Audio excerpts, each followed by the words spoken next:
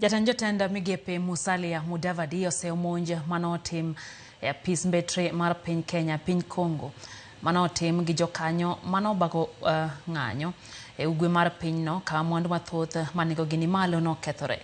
Monj makamano bende notim e mbetre mar piny Uganda, ka bende gin kod chenro madhi donjo e mbetre mar piny Afrika milambo, piny Amerika kod piny mar Belgium.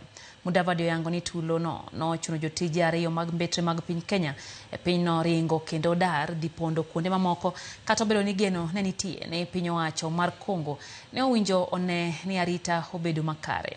Oyango ni piny Kenya tiyo kanyakla gi pinje mamoko maneno ni kwe oduogo e piny mar Congo.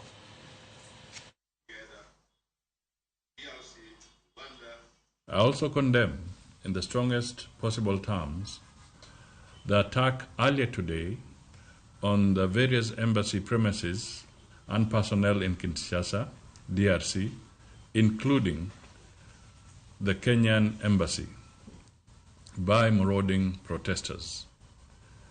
This is a serious breach of international law as enshrined in the Vienna Convention on Diplomatic Relations, 1961. We call on the authorities in DRC to expeditiously investigate these violations and take appropriate actions. I say so, Mr. Chairman, because it is evident in certain areas that as they were looting, there were security agencies just standing by, seeming to abate the process of destruction.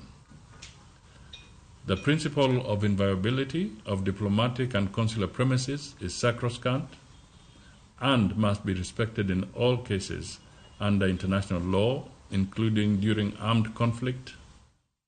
States have an obligation to take appropriate steps to protect diplomatic and consular premises against any intrusion or damage.